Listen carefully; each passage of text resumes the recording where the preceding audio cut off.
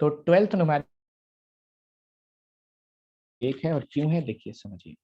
कहता है the temperature of 600 gram of cold water rises by 15 degree centigrade when 300 gram of hot water at 50 degree centigrade is added to it। कहता है 600 ग्राम या 600 ग्राम ठंडे पानी का जो टेम्परेचर है वो 15 डिग्री बढ़ जाता है। ठंडे पानी का टेम्परेचर नहीं दिया उसने, बस इतना बताया कि उसका टेम्परेचर कितना बढ़ जाता है।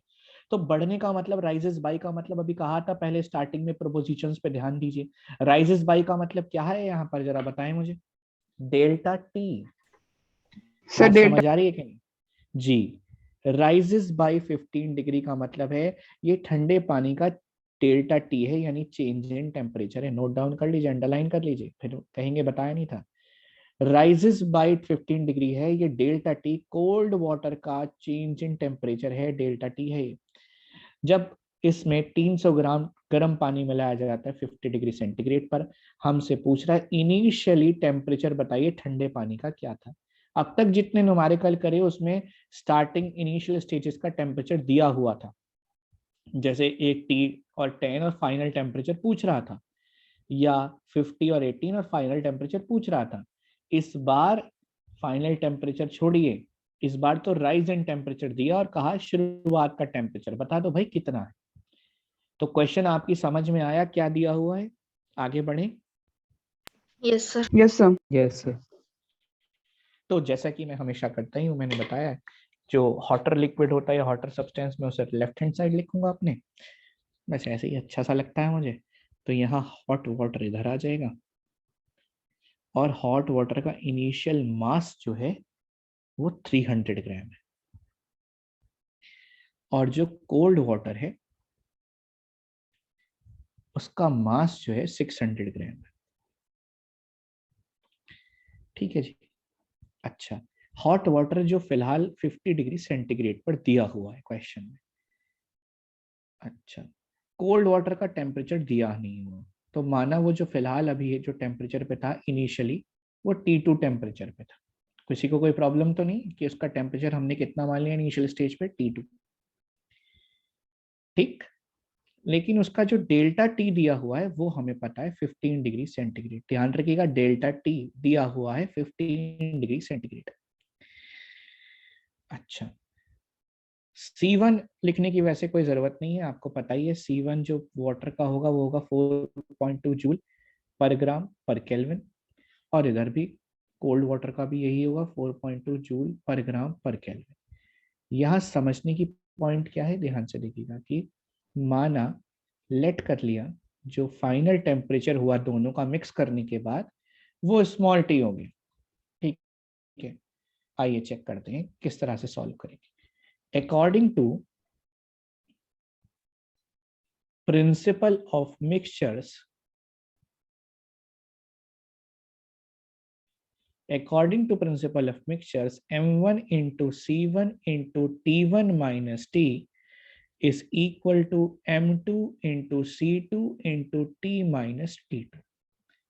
अब जरा ध्यान से समझिए, m1 की जगह 300 आ जाएगा, c1 की जगह 4.2 आ जाएगा, t1 की जगह 50 आ जाएगा, t की जगह t ही सब्स्टिट्यूट हो जाएगा। ओके, यहाँ जाइए, m2 की जगह 600 आ जाएगा, c2 की जगह भी 4.2 आ जाएगा, टी की जगह T2 आएगा। और लेकिन दिक्कत ये हो जाएगी कि टी तो टी आ जाएगा, T2 T आ जाएगा, लेकिन यहाँ पर दो वेरिएबल फंस जाएंगे, एक तो फंस जाएगा टी और एक T2। इसलिए आपको समझना होगा, ध्यान से समझना होगा, बहुत गौर से पॉइंट समझना होगा, यही इस सॉल्यूशन की खास बात है। ये जो डेल्टा टी है, यानी ये जो चेंज इन टेम्परेचर है, ये डिपेंड कर रहा है T माइनस T2, यानी डेल्टा टी यहाँ जो मतलब होता है वो T माइनस T2 से होता है। जिस तरह से यहाँ पर डेल्टा टी मतलब होता है T माइनस टी से, T1 माइनस टी से, उसी तरह इधर डेल्टा टी का मतलब है T माइनस T2। यानी आप नेक्स्ट स्टेप में T माइनस T2 की जगह चेंज इन टेम्परेचर डायरेक्टली लिख सकते हैं डेल्टा टी। अगर आपको ये बात समझ आई तो मैं वैल्यू पुट करता हूँ, वरना मैं इसी को दोबारा समझाऊंगा पहले। सर एक बार और समझा दीजिए। जी देखिए, T माइनस T1 का मतलब है चेंज इन टेम्परेचर, और T माइनस T2 का मतलब भी चेंज इन टेम्परेचर है। तो ये चेंज इन टेम्परेचर आपको कितना दिया हुआ है, 15 दिया हुआ है। तो हम इन दोनों की जगह 15 सब्स्टिट्यूट कर सकते हैं। फर्दर मोर मैंने आपसे बता भी दिया कि ये जो डेल्टा टी बना है 15 डिग्री सेंटीग्रेड, ये कैसे कैलकुलेट किया चेंज इन टेम्परेचर, टी में से T2 सब्ट्रैक्ट किया होगा तब जाके डेल्टा टी आया होगा। जैसे हमेशा से हम करते आए हैं, अगर आप पिछले न्यूमेरिकल पर भी ध्यान दें तो हम 10 और ये टी, देखिए टी में से 10 घटाया होगा हमने, देखिए टी में से 10 घटाया, तभी तो डेल्टा टी निकल के आता है चेंज इन टेम्परेचर। और दिखाता हूँ, ये देखिए ये 11 और ये 20 में से 11 घटाया होगा तभी तो, या 20 में से 11 सब्ट्रैक्ट किया होगा तभी तो डेल्टा टी आया होगा। 20 माइनस 11 चेंज इन टेम्परेचर 9। तो मैं ये कह रहा हूं कि इस चेंज इन टेम्परेचर जो हमें दिया हुआ है इस क्वेश्चन में, वो 15 दिया हुआ है। बोलिए आप समझ आया या नहीं आया? अभी थोड़ा थोड़ा समझ में आ रहा है। थोड़ा थोड़ा, अच्छा चलिए अच्छी बात है। अगर थोड़ा थोड़ा भी आ गया, मैं एक बार फिर से दोबारा और ट्राई कर लूंगा। T1 minus T M2 into C2 into delta T. देखिए T माइनस T2 जो डिपिक्ट कर रहा है वो बताता है चेंज इन टेम्परेचर, और चेंज इन टेम्परेचर का मतलब हो सकता है या तो इंक्रीज हुआ हो टेम्परेचर या डिक्रीज हुआ हो, जो भी हुआ हो, जिसे हम डेल्टा टी से डिनोट करते हैं। तो क्वेश्चन में दिया हुआ है कि जो कोल्ड वाटर है उसका टेम्परेचर जो राइज करा है, यानी उसके टेम्परेचर में जो चेंज आया है वो 15 आया है। तो हम इनकी जगह चेंज इन टेम्परेचर 15 लिख सकते हैं। मैं ये कह रहा हूँ, बोलिए समझ आया या नहीं आया? इसका मतलब हम सिर्फ डेल्टा T2 भी लिख सकते हैं। क्या बोलिए?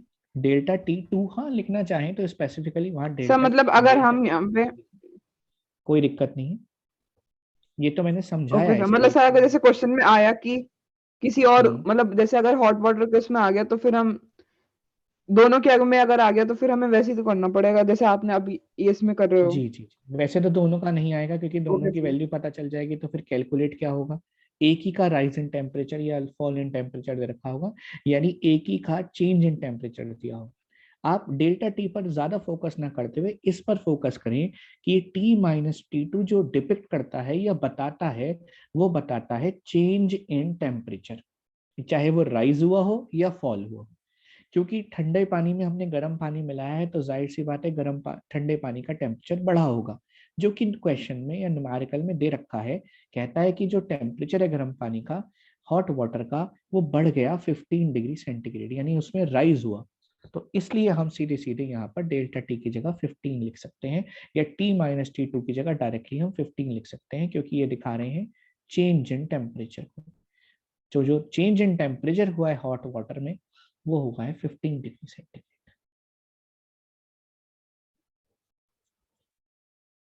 ये 50 आ गया, ये टी एज इट इज आ गया। M2 की जगह 600 इंटू C2 4.2 इंटू 15, ये रहा। आप चाहें तो फर्स्ट स्टेप से डायरेक्टली थर्ड स्टेप पर आ सकते हैं, डायरेक्टली 15 लिख सकते हैं। ये इधर मेंशन करने की इसको डेल्टा टी को कोई जरूरत नहीं होती, इधर मेंशन कर सकते हैं। ये मैंने आपको समझाने के लिए लिखा है, या लास्ट में हमें जरूरत पड़ेगी इसकी, बाद में लिख सकते हैं आप इसको। ये डेल्टा टी आप लिखना चाहें लिखें। ये भी जो T2 मैंने लिखा है ये भी आपको समझाने के लिए लिखा है। अगर आप डायरेक्टली सेकंड स्टेप का इस्तेमाल करना चाहते हैं तो आप कर सकते हैं, कोई दिक्कत नहीं। सेकंड स्टेप लिखें फिर ये वाला फॉर्म लिखते हैं, उससे भी कोई दिक्कत नहीं। 3.4.2 4.2 से रिड्यूस, 20 से 20 रिड्यूस करें, 3 1 जा 3, 3 2 जा 6, 50 minus T is equal to 15 2 जा 30। तो यहाँ से 50 minus 30 is equal to T, जो फाइनल टेम्परेचर है वो 20 डिग्री सेंटीग्रेड आ गया। पर अभी हमारा क्वेश्चन या सोल्यूशन कंप्लीट नहीं हुआ। उसने फाइनल टेम्परेचर नहीं मांगा, उसने इनिशियल टेम्परेचर मांगा है कोल्ड वाटर का, जिसको हमने T2 मेंशन किया था। तो ध्यान दीजिए, change in temperature for cold water, for cold water change in temperature यानी delta T will be equal to T minus T2। Change in temperature question में दिया हुआ है कोल्ड वाटर के लिए 15, कि कोल्ड वाटर का टेम्परेचर में जो चेंज आता है 15 डिग्री आता है। फाइनल टेम्परेचर आप 20 कैलकुलेट कर चुके हैं, यहाँ से आप T2 की वैल्यू कैलकुलेट कर सकते हैं। T2 is equal to 20 minus 15, T2 को उधर ले जाइए, पॉजिटिव हो जाएगा राइट लेफ्ट हैंड साइड जाके, और जो लेफ्ट हैंड साइड पे 15 रखा है इधर आके माइनस हो जाएगा। ये आपका आंसर है। फाइनल टेम्परेचर जो आया है, ये सॉरी जो इनिशियल टेम्परेचर आया है ठंडे पानी का, कोल्ड वाटर का, वो 5 है। अब भी अगर आपको कोई भी पॉइंट इसमें क्लियर नहीं है तो पूछ लीजिए, न्यूमेरिकल काफी अच्छा है। बस एक छोटी सी ट्रिक है, इसी से बच्चे घूम जाते हैं कि जो राइजेस बाय दे रखा है, यानी जो चेंज इन टेम्परेचर दे रखा है कोल्ड वाटर के लिए, वो दे रखा है, यानी T माइनस T2 की वैल्यू दे रखी है, ना कि T की वैल्यू ना T2 की वैल्यू, कोई वैल्यू नहीं दी गई। सीधे इन दोनों को चेंज करने के बाद, माइनस करने के बाद जो राइज आया टेम्परेचर का, चेंज इन टेम्परेचर आया, वो दे रखा है, जिसको मैंने यहाँ पर डेल्टा टी से डिनोट किया है। अब भी अगर आपको समझ नहीं आया, कोई पॉइंट क्लियर नहीं है तो पूछ लीजिए। सर क्लियर है। ठीक, लास्ट न्यूमेरिकल पर बढ़ते हैं।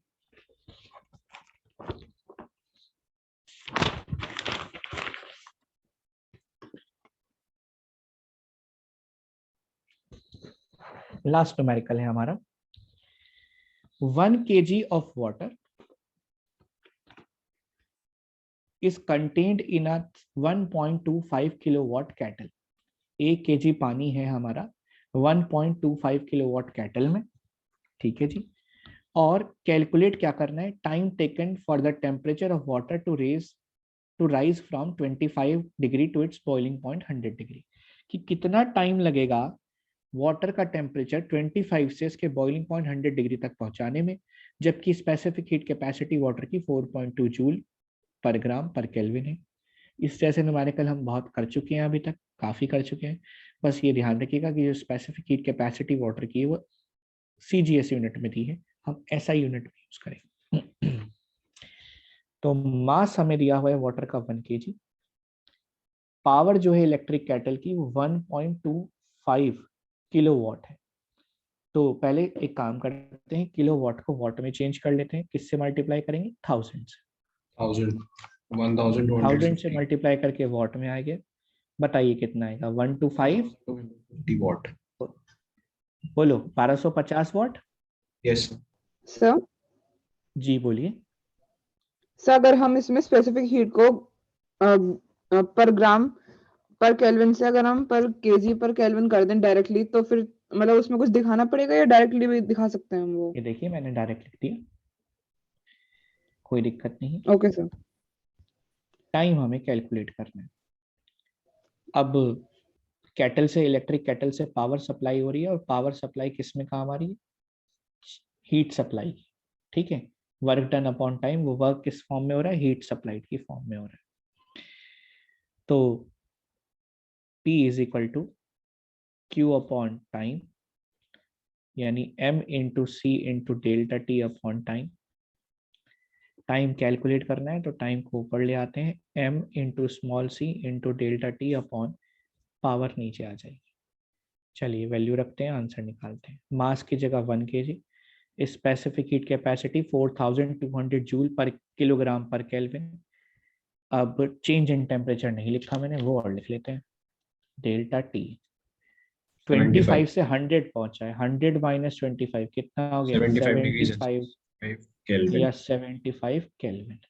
Delta T degree centigrade is equal to delta T kelvin, ये लीजिए। ठीक, तो डेल्टा टी की जगह 75 अपॉन पावर की जगह हमारे पास 1250। आंसर अभी आपका जो आएगा वो सेकंड्स में आएगा, सेकंड को आप मिनट में बाद में चेंज कर सकते हैं, ठीक है। 00 25 थी या 75, 25 पंजे 125।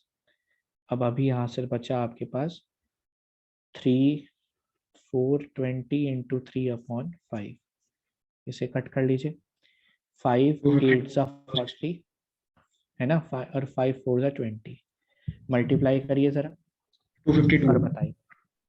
252 152 या 252 252 अपॉन 60 से डिवाइड करा मिनट में लाने के लिए, लीजिए डिवाइड कर लेते हैं। 60 से 4 टाइम्स जाएगा 240 आएगा, नीचे 12 बच गया। यानी जो टाइम आया हमारे पास वो आया 4 मिनट और 12 सेकेंड्स का। ये हमारा यहाँ पर क्वेश्चन कंप्लीट हुआ। हाँ दिया पूछिए, क्या पूछ रहे हैं? अभी बच्चों जाइएगा मत क्लास में से। हाँ जी पूछिए।